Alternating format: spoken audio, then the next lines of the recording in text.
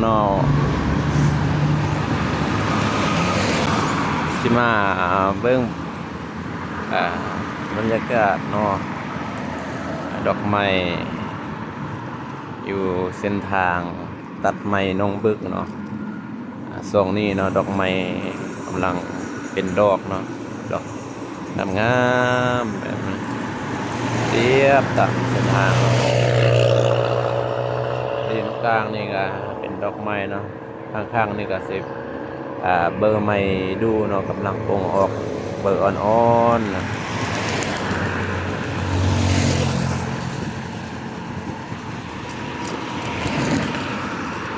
กะสอนเนาะดอกไม้กำลังออกงาม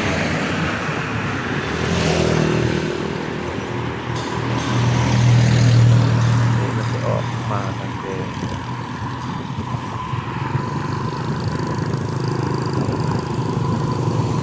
ผู้ใดอยากเห็นเนาะอยากไปถ่ายรูปกับไกลนอนนี่เนาะเพราะมันงามอีหลีเนาะนี่เนาะเบิ่งแต่ละต้นก็เต็มเลยเนาะนี่ก็มีดอก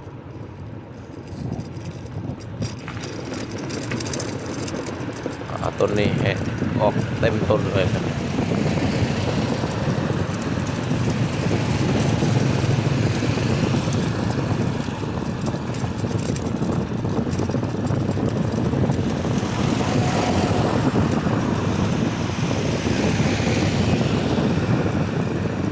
มันจะมีดอกจนจำนะไฟแดงนะเนาะไฟแดงโอ้ตัดใส่เด็ก13 ไตเนาะอันนั้นก็จะเป็นค่าจีนเนาะการก่อสร้างเงินไขอะไรไขครบเนาะครบวงจรเนาะแต่ราคาก็โอเคอยู่ได้เนาะคนเนาะราคาถึงชื่อเนาะ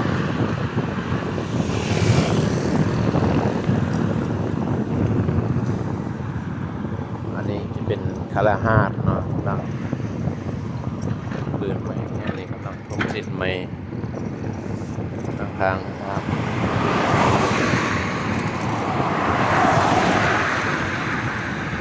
ปัดคาราฮาดพวงดอเนาะ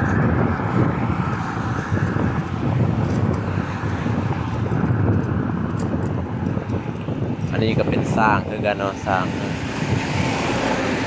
ของบริษัทคนจีนเนาะครับ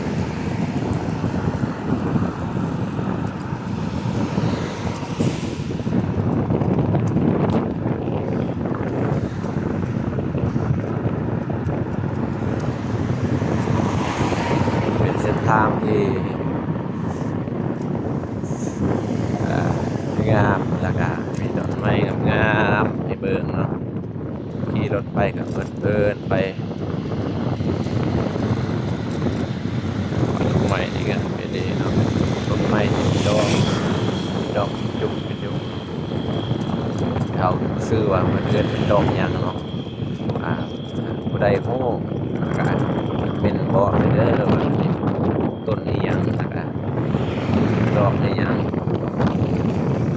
เป็นสร้างนี่ก็สร้างยาวเนาะแบบมันสร้างนี่กันเราสร้างเรียบนี่เนาะ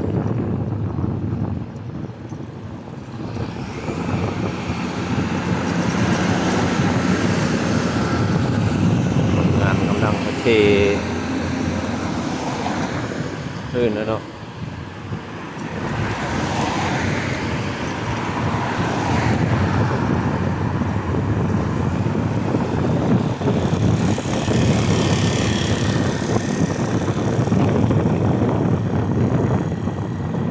นี่ก็เป็นสร้างเครื่องอันนี้กำลังสร้างใหม่เนาะอัปเดตจริงๆก่อนหันกันไปขนาด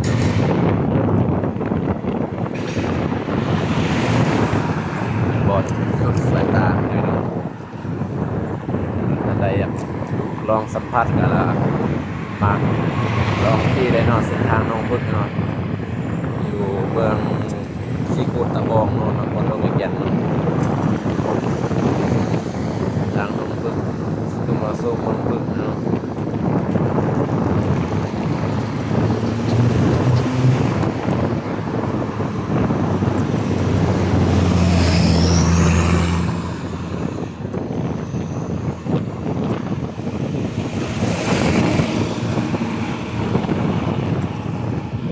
นี่ก็เป็นสร้างด้วยกันสร้างคนจักรอันนี้สร้างแล้วฝั่งนี้ก็ยังบ่แล้วนะเนาะ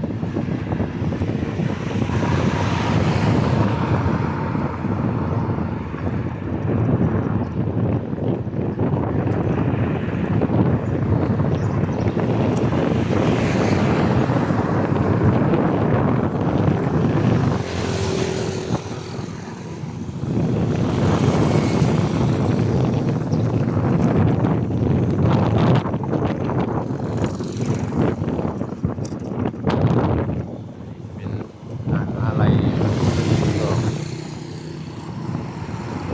มาเป็นปลาดาวเนาะฝั่งนี้ก็กำลังก่อสร้างอยู่กันเนาะ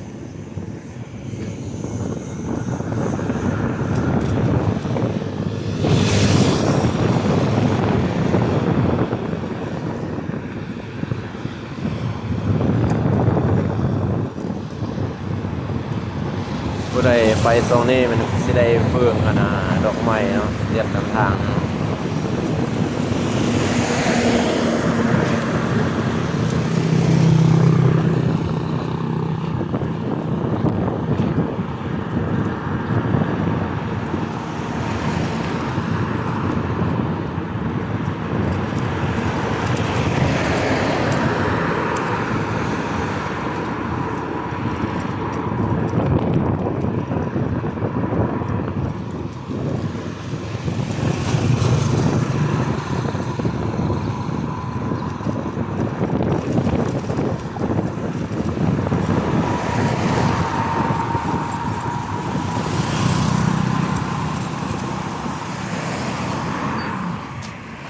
ดอกไม้งามๆนะเนาะเป็นดอกแบบนี้เลยเนาะ